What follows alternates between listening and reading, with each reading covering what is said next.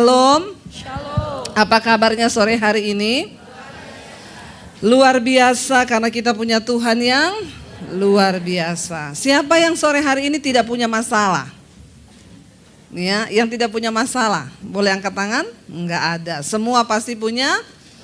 Selama kita hidup pasti ada masalah, ya.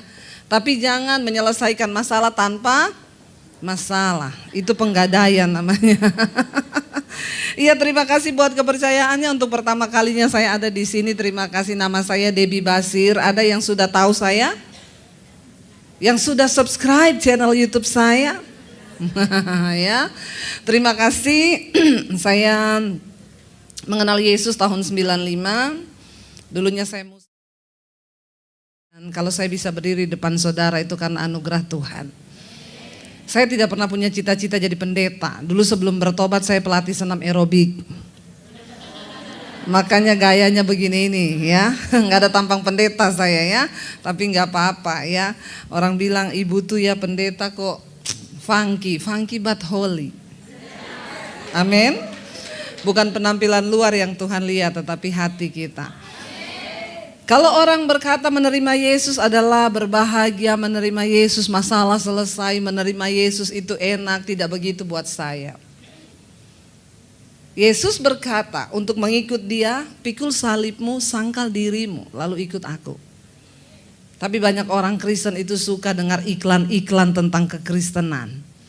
Kalau ikut Yesus masalah selesai, ikut Yesus hutang lunas. Makanya kalau ditagih hutang dia bilang, jangan tagih sama saya, kenapa? Yesus yang bayar. Utang dosa dibayar Yesus, utang uang bayar sendiri. Amin. Makanya jangan suka berhutang, amin. Iya saudara, ketika saya mengikuti Yesus maka hidup saya masuk dalam penderitaan, masuk dalam masalah. Ya, tetapi Tuhan berkata berbahagialah jika engkau menderita karena kebenaran. Itu artinya roh kemuliaan ada dalam hidupmu. Jangan menderita karena ketidakbenaran. Kalau kita menderita karena kebenaran, itu artinya roh kemuliaan, roh Tuhan ada dalam hidup kita. Ada ibu-ibu telepon saya, Bu saya mau konseling Bu. Iya, saya nonton khotbah ibu di YouTube. Iya, ibu saya hidup saya menderita. Kenapa? Saya itu sudah berbuat baik Bu, tapi kakak ipar saya, mertua saya itu selalu jahat sama saya. Saya tuh sampai bingung, ibu apa yang harus saya lakukan? Saya bilang tetap berbuat baik, berdoa. Sudah Bu, kenapa saya begini? Sampai kapan? Sampai kamu lulus ujian. Sampai kamu sudah tidak merasa tersakiti lagi sama mertua dan iparmu, amin. Kenapa saya harus seperti ini Kak Bu? Kenapa Tuhan mengizinkan begini? Itu artinya kamu sedang hidup beribadah. Karena Alkitab berkata barang siapa yang mau hidup beribadah sungguh-sungguh kepada Tuhan pasti akan menderita aniaya. Siapa yang sudah teraniaya? Jangan tertawa, saya bertanya serius ini malah tertawa loh. Yang sudah merasa teraniaya. Puji Tuhan, haleluya. Teraniaya oleh siapapun, oleh teman, tetangga, suami, oleh siapapun teraniaya. Ya. Yang namanya teraniaya itu nggak bisa bales. Orang udah bikin jahat kita tetap baik, itu teraniaya namanya. Kalau masih balas itu bukan teraniaya. Yang sudah teraniaya tetaplah berbuat baik. Yang belum teraniaya saya doakan supaya dianiaya. Loh bener nggak? Karena dari situ kita belajar, ya kita belajar. Saudara percayalah Tuhan itu membentuk kita lewat orang-orang yang ada di sekitar kita. Ya tadi saya dari Jakarta di bandara tiba-tiba saya drop saudara. Waktu naik eskalator itu kan di Terminal 3 itu jalannya jauh sekali saudara ya. Jadi saya naik eskalator, begitu naik eskalator mungkin karena saya kurang istirahat. Saya pelayanan itu saudara ya kemarin dari Solo, Jogja, Magelang, Surabaya. Saya baru tiba di Jakarta 2 hari. 2 hari tiba di Jakarta, 2 hari pelayanan 6 kali khotbah. Lalu tadi malam saya tidur jam 1 malam saya pulang ya jam 5 pagi saya bangun lalu saya ke bandara jam 6. 6:30 sampai di bandara saya naik eskalator tuh tiba-tiba pusing saya Ya, mau jatuh, aduh kenapa ya saya drop ini ya, karena saya darah rendah saudara. Akhirnya saya berhenti di satu kafe, saya pesan kopi sama satu kue. Saya sudah nunggu kuenya karena bayar dulu, setelah bayar nota keluar, ibu tunggu ya kuenya dipanasin. Oh iya, karena masih lama saya duduk dekat situ. Tapi saya tanya sama masnya itu, mas itu roti saya kan yang dipanasin. Oh iya, ini pesanannya ibu. Saya duduk saudara, rotinya udah mateng, bapak-bapak berdiri ngambil rotinya. Haleluya. Ya, saya lihat Bapak itu, kita nih harus selalu belajar berpikiran positif. Gitu-gitu jangan langsung ngamuk, jangan langsung marah. Amin. Ya, ibu-ibu itu ya apalagi ya. Saya berusaha jangan seuzon. Saya berusaha berpikiran positif. Oh, mungkin dia pesan dari tadi cuma belum datang. Tapi perasaan yang berdiri di kasir dari tadi saya dan masnya itu bilang itu punya saya. Tapi biarlah ya, saya tunggu nggak ada yang bikin lagi. Mbak-mbaknya sudah sibuk sendiri, mas-masnya nggak ada orang yang lagi bakar roti. Jadi saya tanya sama mbak itu, mbak, itu kayaknya roti saya diambil bapaknya ya. Terus mbaknya bilang, oh emang tadi ibu beli? Lah saya sudah bayar nih notanya. Oh, lalu dia pergi ke meja bapak itu. Untung belum dimakan saudara. Dia tanya gini, Pak, Bapak pesan roti ini? Dia bilang enggak. Bikin emosi enggak saudara? Bapaknya bilang enggak. Lah kok Bapak ambil? Oh maaf Mbak, ya udah ambil aja. Terus diambil dipindahkan ke meja saya. Ada ya orang-orang aneh di dunia ini. Ya. Lalu waktu saya duduk itu setengah gondok, tapi saya berpikir tiba-tiba Roh Kudus tuh bilang gini, ya dalam hidup ini kamu akan menghadapi banyak orang aneh, ada yang aneh, ada yang stres, ada yang menyenangkan. Dan kita nggak pernah bisa mengendalikan orang seperti apa yang datang kepada kita kan. Kita kan nggak bisa mengendalikan dan memilih siapa aja yang saya cuma mau hadapi dia. Teman baik sekalipun ada saatnya Tuhan izinkan terjadi clash. Artinya apa? Kita nggak bisa mengontrol semua keadaan yang datang dalam hidup kita. Kita suka atau tidak suka waktu itu terjadi, hadapilah. Yang terpenting adalah bagaimana engkau berespon.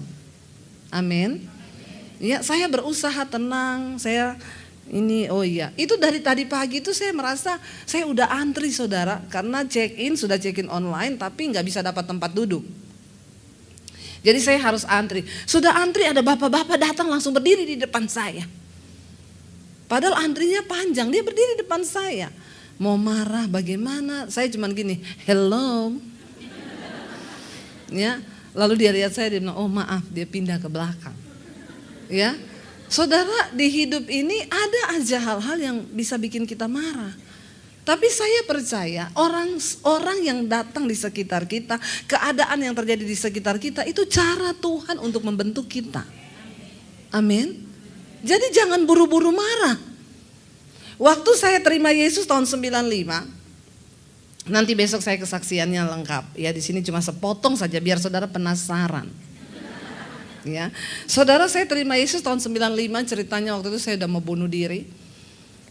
Lalu saya dibesarkan dalam sebuah keluarga yang papi saya itu galak, ya tiap hari mukul. Bukan cuma badan saya biru-biru kalau dipukul saudara ya.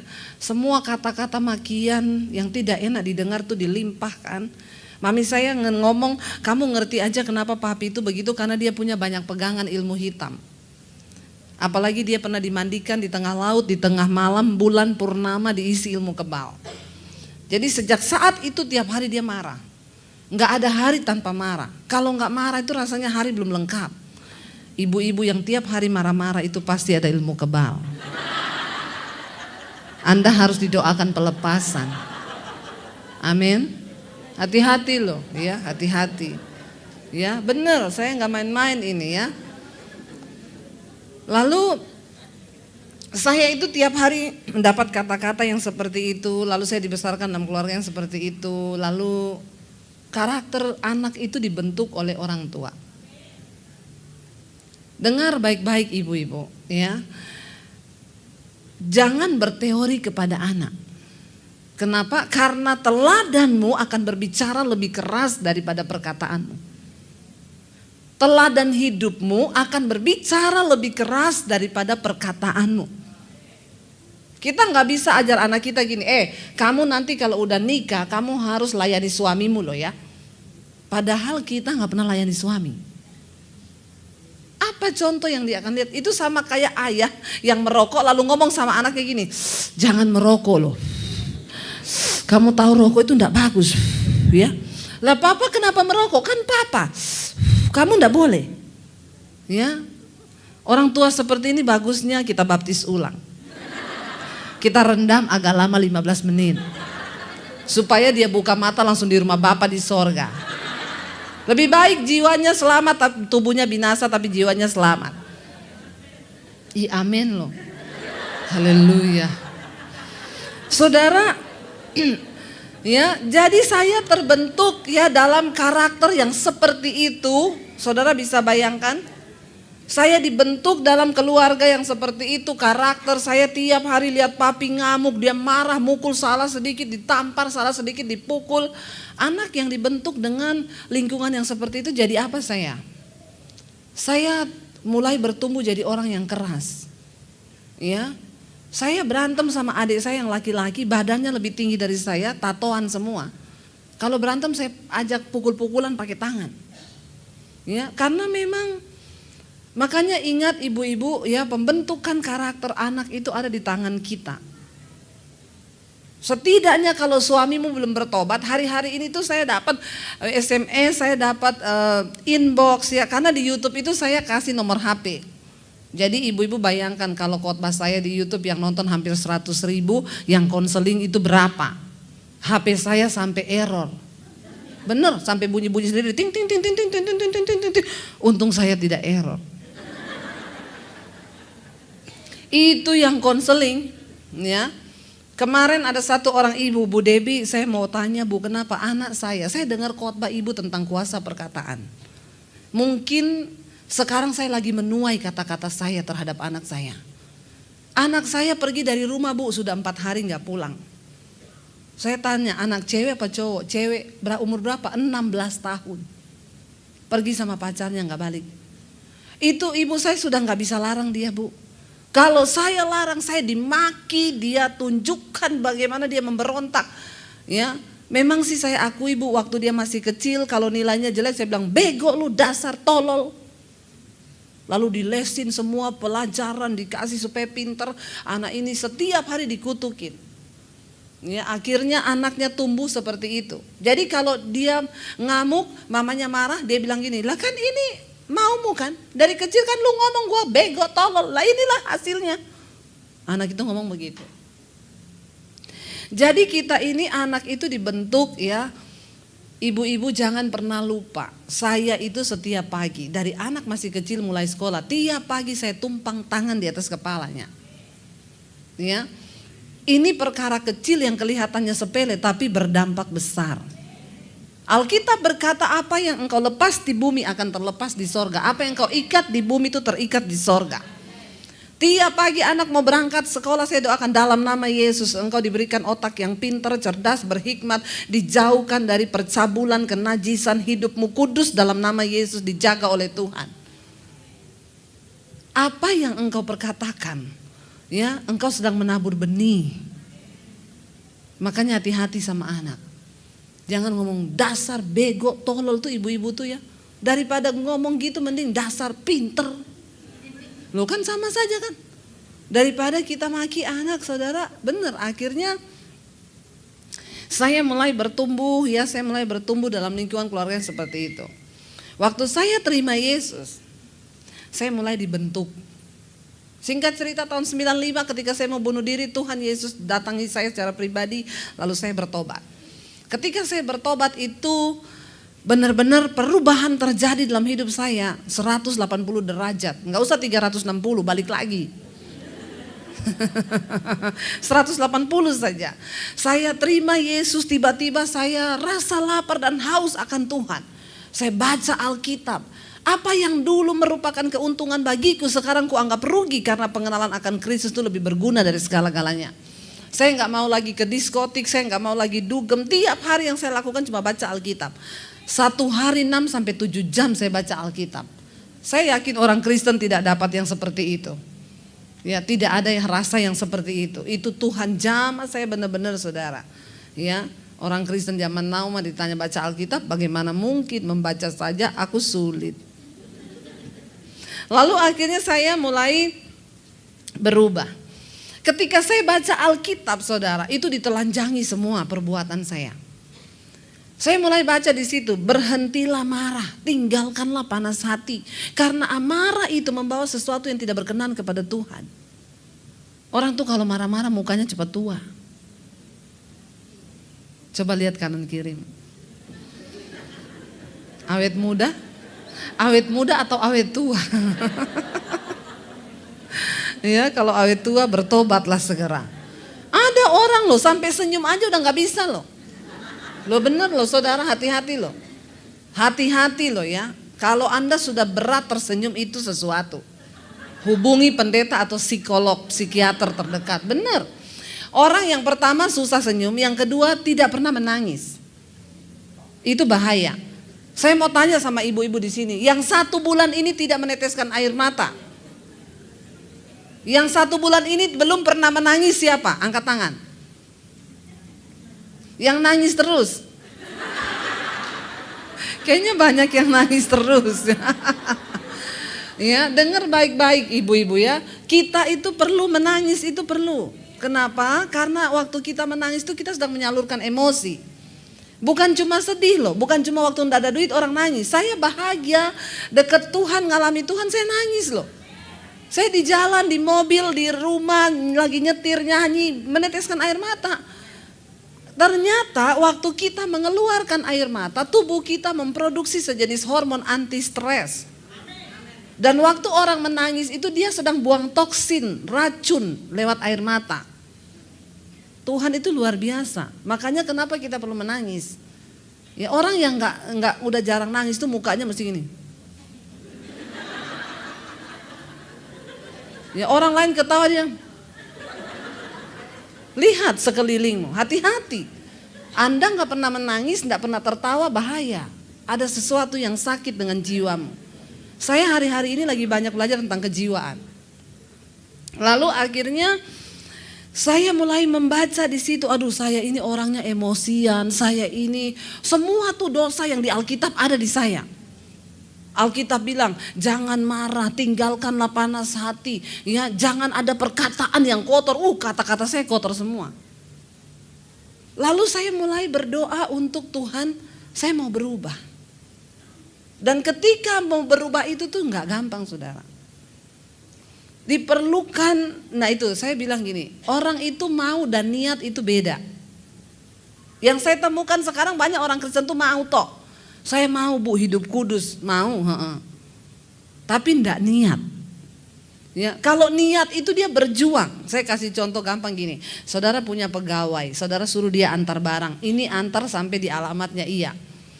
Dia pergi saudara, lama enggak balik karena alamatnya memang susah. Akhirnya dia balik, masih tetap bawa barang. Ditanya bosnya, kamu kenapa lama sekali? Ya saya sudah mau ngantar Pak, namanya juga usaha. Ya, lah terus mana? Ya enggak ketemu. Ini barangnya balik lagi. Tapi kan saya udah usaha. Mau. Kalau orang niat, dia lama enggak pulang. Saudara begitu pulang, kenapa kamu lama? Aduh Pak, alamatnya susah. Tapi saya niat Pak. Saya cari sampai dapat. Saudara bisa mengerti orang yang mau sama yang niat? Banyak orang ditanya, mau kaya enggak? Mau. Tapi yang niat kaya? Ayo. Orang tuh kalau niat kaya tuh ada perjuangan, ada harga yang harus dibayar. Nah demikian juga dengan iman. Kita mau berkenan sama Tuhan, mau. Banyak orang Kristen cuma mau, tapi enggak niat. Waktu saya mau berubah karakter saya, saudara, perubahan karakter itu tidak bisa engkau dapatkan waktu engkau doa puasa, terus engkau dalam nama Yesus simsalabim berubah, ting, ada asap-asap terus ting. Enggak bisa. Berjuanglah, Rasul Paulus bilang, aku melatih tubuhku dan berusaha menguasainya supaya jangan setelah aku memberitakan Injil aku ditolak sama Tuhan. Dia melatih tubuhnya. Saya melatih untuk tidak marah itu susahnya minta ampun. Ya karena saya dulu orangnya pemarah. Tapi saya bilang, Tuhan, saya harus berbuah di dalam roh. Jangan cuma punya karunia roh, tapi tidak berbuah di dalam roh. Orang tuh kalau punya karunia roh, dikit-dikit kesandung batu, tapi mulut juga, saudara. Di rumah, kebun binatang semua keluar. Saya pernah tuh di Jakarta, ada suami istri, saudara, waktu saya pelayanan di satu gereja. Mereka tuh pakai baju hitam putih, pengerja di gereja itu. Waktu pas puji-pujian, wah bahasa rohnya penyembahan suami istri, pakai getar-getar. Di gereja itu sekarang sudah jarang bisa dibedakan mana yang asli, mana yang palsu. Hati-hati loh. Tapi Tuhan tidak bisa dibohongi. Ya, jadi jangan berpura-pura. Mari kita hidup apa adanya di hadapan Tuhan. Itu ya bahasa rohnya suka. Begitu pulang nih, saya salaman sama suaminya di depan pintu. Terima kasih Bu, kata dia. Khotbahnya Ibu sangat memberkati. Di pipinya ada bekas luka. Saya nih bercanda. Tapi ternyata memang dipakai Roh Kudus. Saya bilang gini, Pak, itu pipi dicakar istri ya. Kan ya enggak mungkin toh, saudara ya. Wong pakai baju hitam putih pengerja tadi. Masa cakar-cakaran. Ya enggak masuk akal toh ya. Jadi saya tuh bercanda. Saya bilang, Pak, itu pipi dicakar istri. Dia diem 1000 bahasa, tangan saya tetap dipegang. Saya bilang, kenapa Pak? Ibu tanya deh sama istri saya. Saya lihat istrinya berdiri di sana, Bu, sini Bu, sini. Iya Bu, itu pipinya Bapak Ibu yang cakar. Dia bilang, dia yang mulai duluan Bu, rambut saya dijambak. Jadi suaminya jambak rambutnya, istri karena tiap hari pedicure, manicure, cakar suaminya. Saya nggak tahu waktu dia cakar dia pakai gini, meong atau enggak, saudara. Ini ulah si kucing garong memang. Lihat, orang bahasa roh di gereja itu nggak menentukan. Kalau karakternya nggak berubah, maaf, setan tertawa lihat hidup saudara. Setan nggak takut waktu Anda rajin datang gereja. Setan nggak takut waktu kita bahasa roh. Setan takut ketika engkau mulai melakukan firman. Amin. Ayo kita berubah. Saya mulai berubah, saudara. Ya, saya mulai berubah dengan pergumulan yang hebat. Tuhan, aku doa puasa. Saya nggak mau jadi orang yang pemarah, Tuhan. Tolong saya, Tuhan. Ampuni saya, Tuhan. Mampukan saya, Tuhan.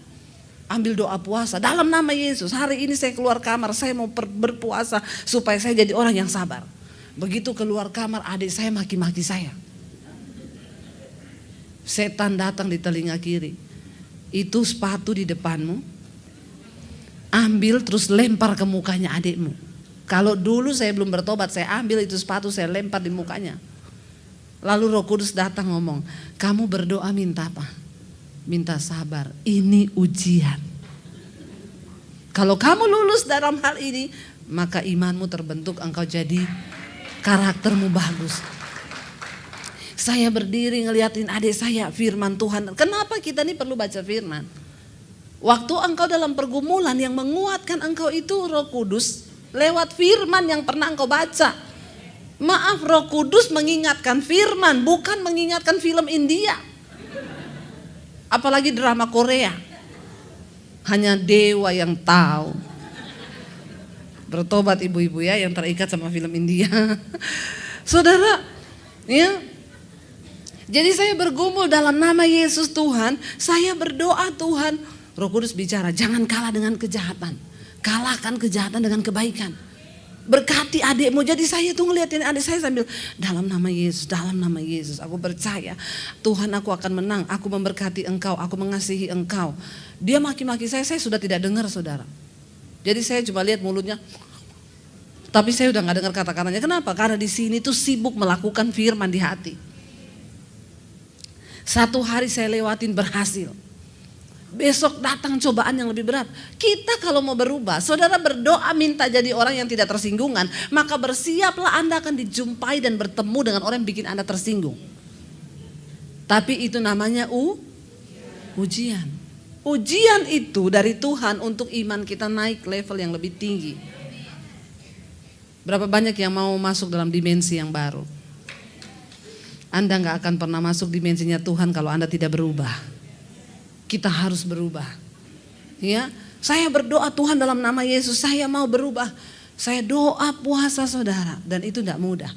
Makanya saudara lihat orang itu kalau ada ujian di sekolah, ada papan pengumuman besar ditulis di situ, harap tenang, ada. Jadi kalau saudara lagi ada ujian, ya tulis gede-gede di sini, harap ada. Itu kata-kata yang Alkitabiah. Kenapa Alkitab berkata di dalam tinggal tenang terletak kekuatan. Kalau lagi ada masalah gak usah cerita ke orang-orang, apalagi kejelekan suami. Dilarang keras, saya tidak pernah sekalipun menceritakan kejelekan suami saya kepada orang lain. Itu pilihan kita, berdoa bagi suami kita. Amin. Ya, ada masalah cerita ke ipar, cerita ke tetangga, cerita ke siapa-siapa. Belajar menjadi wanita kalau mau masuk dalam dimensi yang Tuhan. Nomor 1, jaga perkataan kita. Karena perkataan itu seperti benih yang kita tabur. Satu saat benih itu akan tumbuh. Ya. Mari kita lihat sama-sama saudara, Amsal 31 ayat yang ke-26. Ini tentang wanita penolong, ya. Istri yang cakap itu mahkota suaminya. Di sana ada banyak hal, tapi saya mau ambil Amsal 31 itu ayat yang ke-26. Kita baca sama-sama. Ia membuka mulutnya dengan hikmat. Pengajaran yang lemah lembut ada di lidahnya. Yang pertama, kalau kita mau masuk dalam dimensi yang baru bersama dengan Tuhan, yang pertama, jaga mulut dan perkataan kita. Amin. Mari kita jaga mulut kita. Karena Alkitab berkata, sehebat apapun ibadahnya orang, kalau dia gak bisa jaga mulut, maka sia-sia semua ibadahnya itu. Ya, di dalam rumah tangga terutama, bagaimana hati suami bisa percaya pada kita saudara. Suami saya itu selalu berkata begini kepada saya, Say, aku percaya udah. Kalau ada pergumulan, Say berdoa Say, aku percaya semua yang kamu katakan itu benar dan pasti terjadi. Loh, kenapa ada suami bisa berkata kepada istri seperti itu? Setiap hari bangun pagi mau tidur malam, suami saya peluk saya, dia bilang, aku nih berbahagia, kenapa? Kan aku bisa punya istri kamu itu, aku tuh hatiku berbahagia. Amsal 31 bilang, hati suaminya percaya kepadanya. Diawali dari pertama apa? Mulut.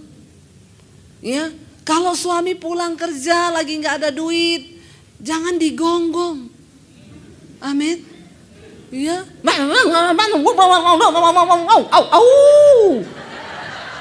ya, itu istri-istri sekarang tuh banyak begitu saudara. Pakai perkataan yang membangun, beri kekuatan kepada suami. Ya, iya saya hari ini kayaknya nggak ada duit. Saya percaya ya Tuhan bersama kita. Saya dulu sama suami saudara kita punya usaha waktu kita masih di Solo. Dia bilang gini, Non, besok kita mau bayar tagihan. Ini distributor semua belum ada yang store uang. Gimana? Saya bilang sama suami saya, tenang Say, Tuhan pasti tolong.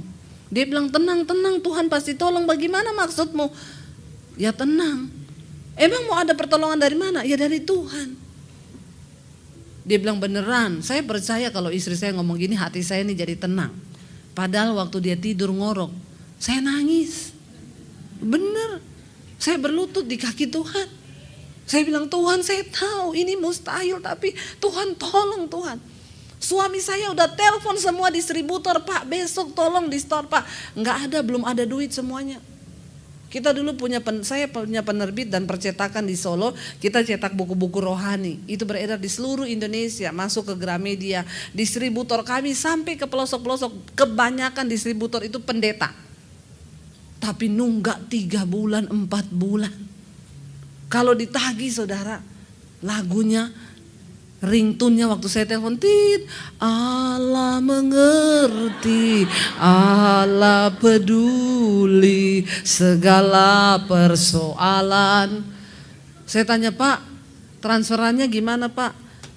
Maaf Bu, saya lagi pelayanan misi di pedalaman, tapi Bapak sudah nunggak 4 bulan. Allah mengerti Bu. Allah aja mengerti, masa ibu gak ngerti? Jadi itu susah banget saudara. Ada lagi di Bali saudara, numpuk sampai puluhan juta. Lalu ada teman saya pergi ke sana, dia bilang, "Bu, saya mampirin ya, saya tagihin, siapa tahu dengan saya datang ke sini dia bisa kasih. Coba aja." Teman saya ke situ, nggak lama HP saya bunyi dari distributor itu. "Halo, oh ibu kirim orang ke sini. Ibu pikir saya takut, ibu kirim tentara juga, kalau saya nggak ada duit saya nggak bayar." Makanya kemarin ada yang ngomong begini, itu Pulau Natuna saudara, China itu kayaknya mau gertak Indonesia karena mereka tahu Indonesia itu punya banyak utang. Dia nggak tahu di Indonesia ini yang utang lebih galak daripada yang dihutangi, benar nggak? Salah mereka. Belum tahu. Jangan coba-coba nagih utang ya itu saudara. Telepon loh. Ya ibu kirim orang. Ibu kirim 1 truk tentara, saya nggak takut. Nggak ada duit yang nggak saya bayar. Jadi saya yang minta maaf Pak. Ya itulah ya, kita perlu berdoa. Makanya enggak usah ngutang-ngutangi orang, amin. Biar gak sakit hati, amin. Kalau mau kasih aja, gak usah harap ganti. Biar gak usah bikin status di Facebook. Ibu-ibu Kristen tuh banyak bikin status di Facebook. Apapun resolusimu tahun 2020, bayar dulu utang resolusi yang pertama.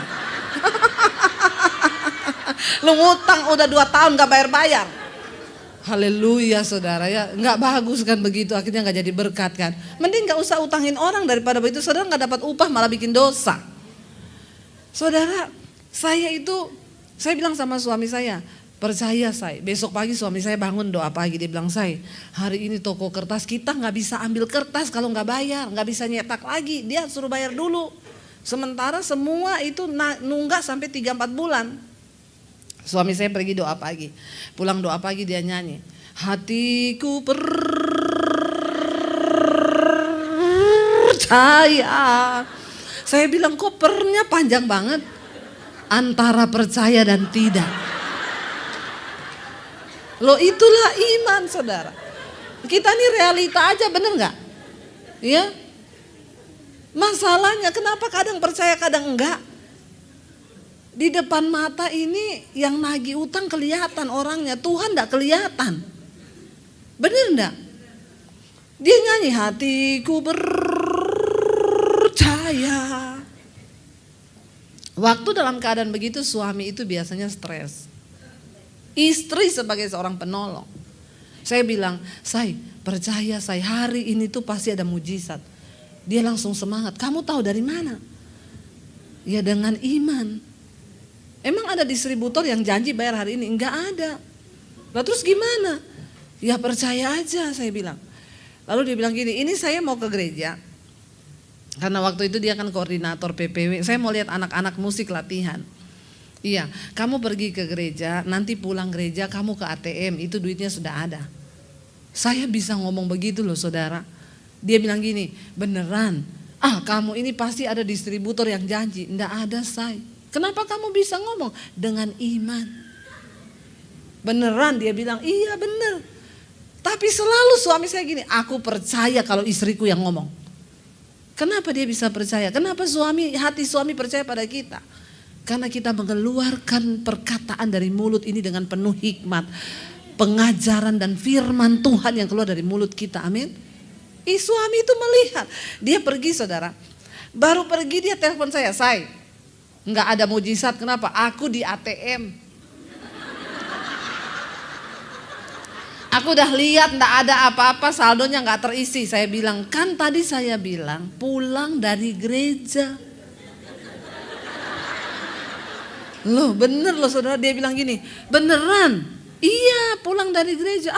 "Kamu nih pasti ada yang janjiin." Nggak ada yang janjiin. Lah kenapa kamu bisa ngomong gitu? Ini perkataan iman say. Waktu oke, berarti pulang dari gereja ya.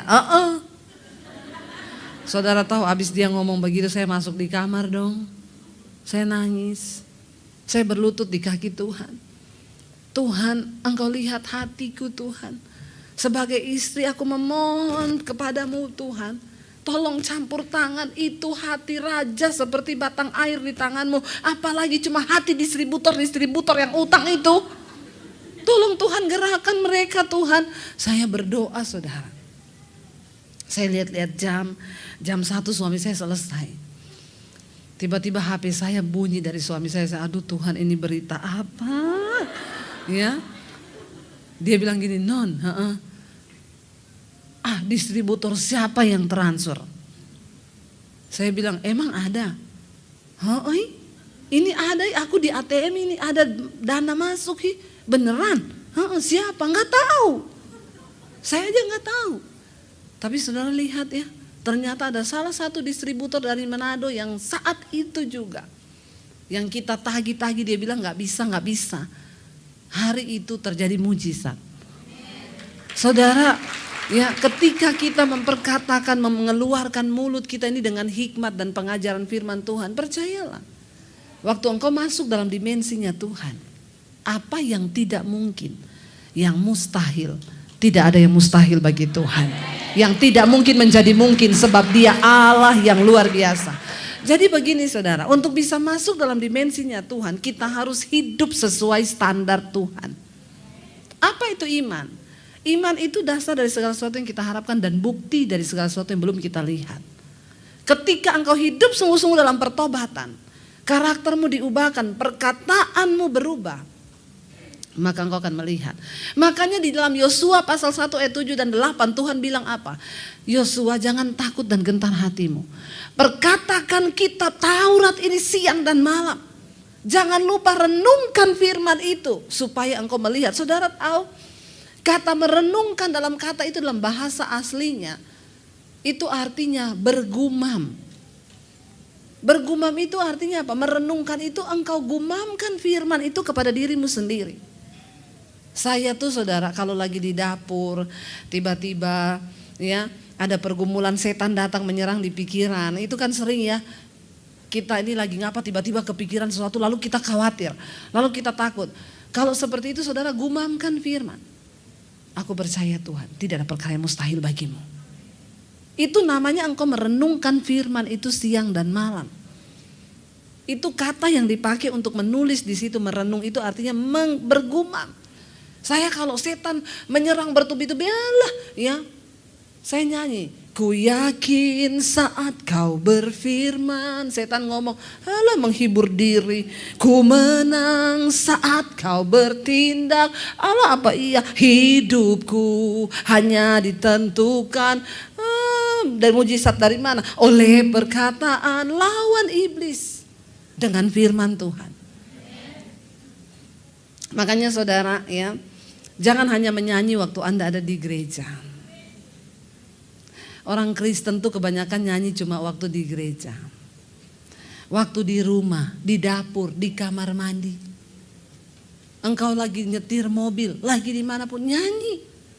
Kenapa? Itu kekuatan kita. Waktu engkau menaikkan pujian tuh Tuhan bertata di atas pujian penyembahan kita. Amin. Ya. Ketika engkau menaikkan pujian dia bertata, ya. Kita tuh bisa lihat loh, worship leader misalnya atau singers. Yang mereka cuma nyanyi karena daftar lagu mau melayani. Sama yang memang gaya hidupnya penyembah itu beda. Beda. Akan terasa saudara. Ya, seorang benar-benar penyembah yang sejati sama yang hanya di gereja dia nyanyi itu beda. Saya tuh setiap kali ada pergumulan, saya doa, saya menyembah, tiba-tiba dapat lagu baru. Lalu saya setiap kali penyembahan dapat lagu baru saya rekam di HP saya. Udah banyak lagu di HP saya. Lalu tiba-tiba saya didoakan sama satu orang hamba Tuhan dari luar negeri. Dia bilang begini, dia gak tahu siapa saya. Dia bernubuat, dia bilang gini, Ibu sedang bergumul untuk keluarga ibu yang belum percaya kepada Kristus. Tuhan berjanji Tuhan akan menyelamatkan mereka. Dan Tuhan akan memberikan ibu banyak lagu baru dan ibu harus rekaman. Saya kaget dengar itu saudara. Karena saya jujur gak pede rekaman, suara saya pas-pasan. Pas orang sakit dengar pas sembuh. Pas lagi dalam pergumulan, pas menghibur gitu ya. Jadi waktu suami saya dengar itu, suami saya ini kan pemain piano. Dia bilang gini, "Say, mana lagu-lagumu yang dari HP?" Dia minta sendiri karena saya nggak pernah pede kasih lagu itu ke dia. Lalu saya kasih ke suami saya. Dia mulai bikin aransemennya. Lalu tiba-tiba jadi saudara. Lalu kita bikin album. Ya, pertama kali dicetak album itu cuman bikin-bikin sendiri awalnya. 1000 keping habis. 2.000 keping habis, 3.000 habis, 4.000 habis, 5.000 sampai album saya yang pertama mencapai 12.000 keping. Ya, lumayan lah ya.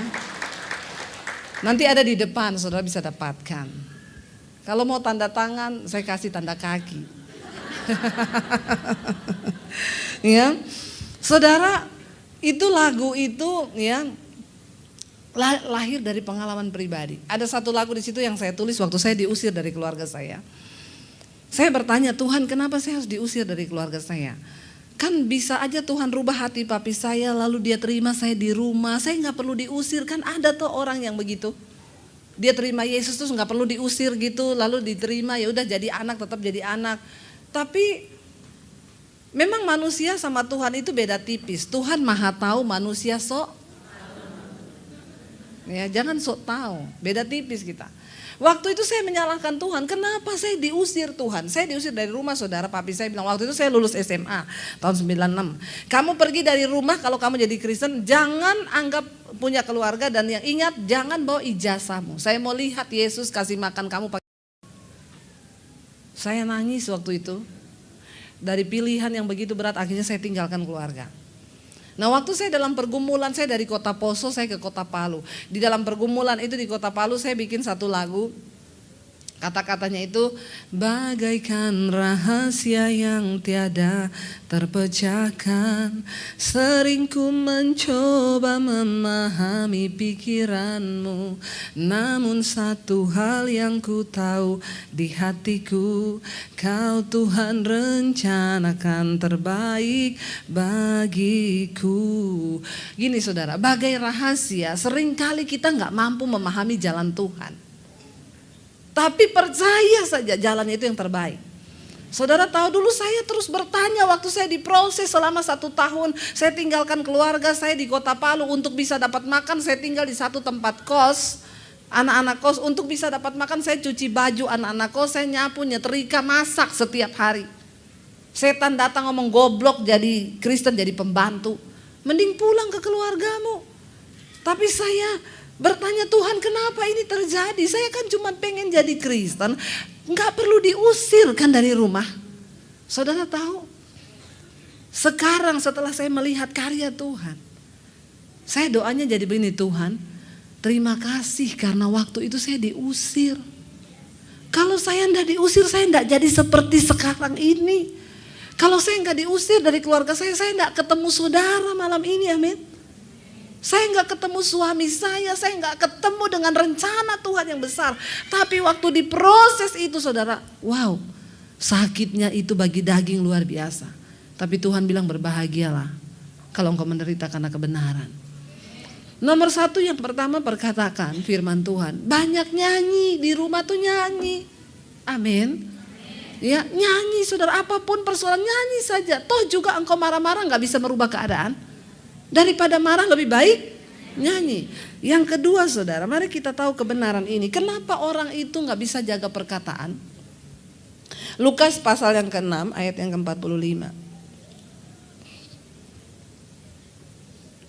Lukas pasal 6 ayat yang ke-45 berkata begini. Orang yang baik, Lukas 6 ayat 45. Orang yang baik mengeluarkan hal-hal yang baik ya dari perbendaharaannya, hatinya yang baik. Dan orang yang jahat mengeluarkan barang yang jahat dari perbendaharaannya yang jahat. Kenapa? Karena yang diucapkan mulut itu meluap dari hati. Kenapa orang gak bisa memperkatakan firman Tuhan, mulutnya gak bisa omong yang baik? Karena hatinya tuh gak beres. Kalau kita mau benar di hadapan Tuhan dan mau masuk dalam dimensi yang baru bersama Tuhan, mari bereskan dari hati. Amin. Orang itu kalau hatinya rusak saudara, banyak kepahitan, kekecewaan, sakit hati, itu omongannya gak ada yang baik. Bagaimana kita mau lihat janji Tuhan kalau kita saja gak bisa memperkatakan yang baik? Saya tutup dengan satu kesaksian. Satu kali saya di Solo, saudara, pelayanan. Saya ketemu satu orang ibu. Lalu ibu itu bilang gini, Bu Debi bisa main ke rumah saya enggak? Tolong doain saya di rumah. Oke, saya bilang. Saya datang ke rumahnya dia, dikasih alamat. Waktu saya datang ke rumahnya dia, yang buka pintu itu kakaknya saudara. Dia bilang, ibu-ibu juga. Saya tanya, ini benar rumahnya ibu ini? Dia liatin saya, iya benar. Ada apa? Saya mau ketemu ibu ini, saya pendeta mau janjian mau berdoa. Oh, masuk. Saya masuk saudara. Sampai di dalam, duduk. Saya duduk. Lalu dia bilang, situ pendeta? Iya Bu. Berarti kalau pendeta itu sama kayak romo-romo gitu ya? Dia gereja Katolik, saya bilang iya Bu. Berarti situ punya kuasa. Saya bingung saudara ya, saya bilang maksudnya kuasa apa ya? Ya kan pendeta romo gitu kan wakilnya Tuhan, berarti kan punya kuasa. Maksudnya Bu, saya tidak mengerti. Ya kalau situ punya kuasa kan berarti situ bisa baca saya. Dalam hati saya ya, kalau ada tulisannya ya saya baca tuh ya. Orang gak ada tulisan apa yang mau dibaca. Tapi saya nangkep akhirnya maksudnya dia. Ya situ kalau memang punya kuasa ya mau situ baca saya. Maaf ya Bu, maksudnya ibu itu saya memberitahu ibu itu orang yang seperti apa. Ya iya begitu. Gampang aja saudara, tiba-tiba ayat itu keluar di hati saya. Seperti wajah air mencerminkan wajah. Demikianlah hati manusia itu mencerminkan manusia itu sendiri. Orang model macam begini ini hatinya gimana? Benar nggak? Ya, situ dari mana? Situ siapa? Saya kan yo ada nama tuh ya. Sana sini situ. Ya, saudara ya itu, aduh, bener-bener ya saya gampang aja menebak suruh baca orang kayak begini kan ini orang sakit jiwa toh. Saya bilang, maaf maksud ibu saya menebak keadaan ibu. Iya situ baca saya. Maaf ya Bu, saya sambil berdoa dan berjaga. Kalau ibu suruh saya membaca, ibu maaf. Ibu kayaknya ibu hatinya banyak kekecewaan ya. Kayaknya ibu banyak kepahitan ya.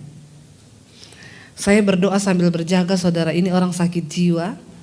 Kalau dia tersinggung dia lempar itu vas bunga di kepala saya. Tapi saya bilang ini kalau dijamah Roh Kudus nih nangis ini. Jadi dua aja ini. Saya berdoa tolong Roh Kudus, tolong jamah dia Roh Kudus. Maaf ya Bu, ibu kayaknya banyak kepahitan, luka hati, kekecewaan. Tiba-tiba dia nunduk saudara, lalu tiba-tiba langsung. Dalam hati saya gini, yes, berhasil. Dia nangis saudara.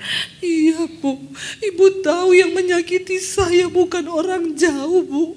Orang dekat keluarga sendiri. Dia mulai cerita, kakak saya, ini saya. Wah, akhirnya saya mendekat, saya belai punggungnya. Bu, Tuhan mengasihi ibu. Wah makin kencang. Bapak biar kasihmu melimpah. Makin nangis saudara.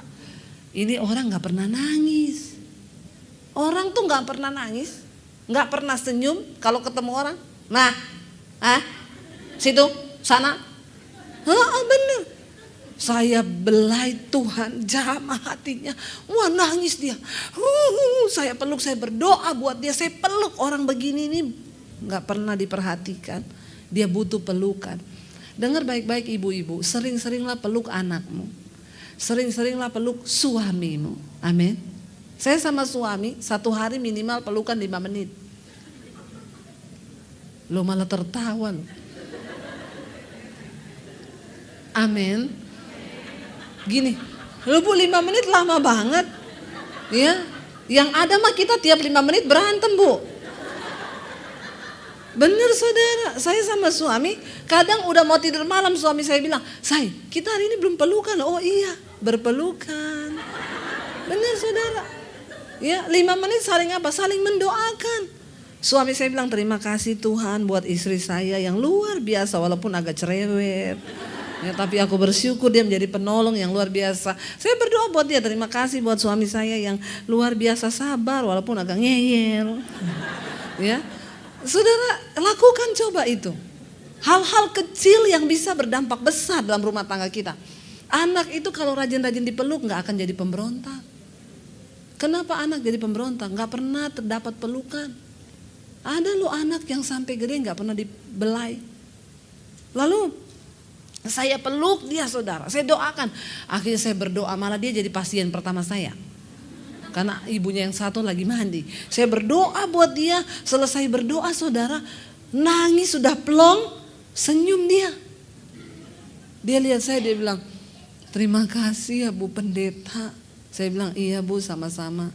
Ibu namanya siapa? Saya bilang, Situ. Lah kok jadi rohnya pindah ke saya?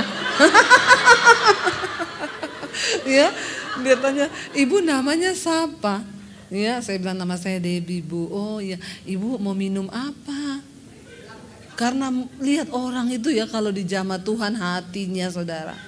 Ya, langsung ibu mau minum apa? Karena dia tanyanya sudah dengan senyuman, ibu mau minum apa? Saya bilang kopi boleh Bu. Tapi kalau dia tanya ini, minum apa? Jangan saudara jawab. Saudara minta kopi keluar, kopi pakai sianida. Maka matilah kau. Ya, kenapa ada kopi pakai sianida? Karena ada hati yang terluka. Bahaya. Jaga hatimu dengan segala kewaspadaan.